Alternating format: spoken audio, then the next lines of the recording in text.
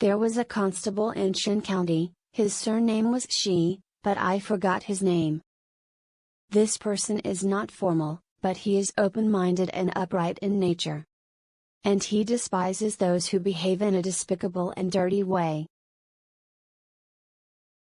One day, he returned from the casino, and happened to see a family in the village.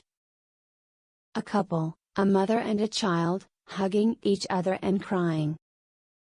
He then asked people why. A neighbor of this family said that, because his family owed a debt to an influential person. The debtor was pressuring him so hard, that he had no choice, but to sell his wife to pay off the debt. The couple always loved each other, and had a very good relationship. Besides, the child was not yet weaned, how can they not be saddened by leaving it behind? She went up to the villager and asked, "How much do you owe him?"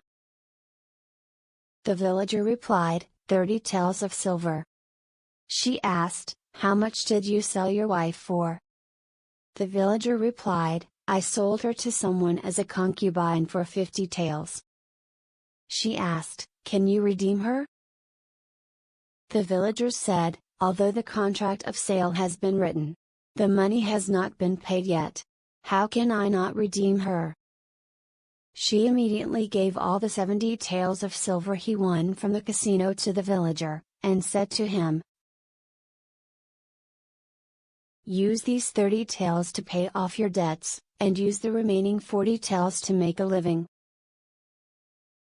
Then you don't need sell your wife." The villager couple were so grateful that they prepared dinner and wine to entertain Shi. When the dinner was almost finished, the villager found an excuse, picked up his child and went out, signaling his wife with his eyes to accompany Shi, to repay him for his financial assistance. The woman nodded silently, and gradually showed her intimacy when talking to Shi. She noticed this, and said to the woman in a stern tone, "I have spent half my life as a bandit, and the other half as a constable for the government. I am a ruthless executioner, killing people without a blink. However, I will never take advantage of someone's misfortune to insult a decent woman." After eating and drinking, he flung his arms, and left without looking back.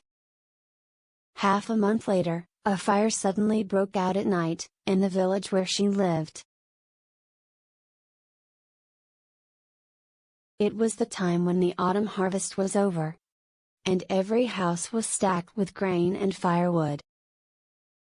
Thatched huts, straw, and fences are all flammable. Further, the wind was strong and the fire was spreading rapidly.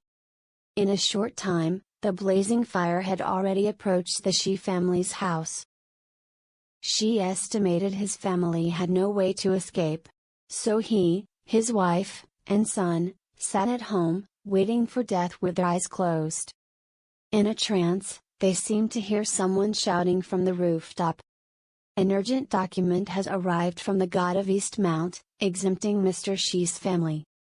As soon as the word is finished, the back wall of the house collapsed with a loud bang. Seeing an escape route open before him, Shi held his wife with his left hand, and held his son with his right hand, and jumped out. It was as if he had wings on his back, and he flew away from the fire.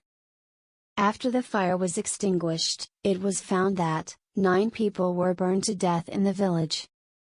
The neighbors all put their hands together and chanted the Buddha's name, saying, "Yesterday, we were still laughing at you for being stupid, but didn't expect that 70 taels of silver could redeem 3 lives.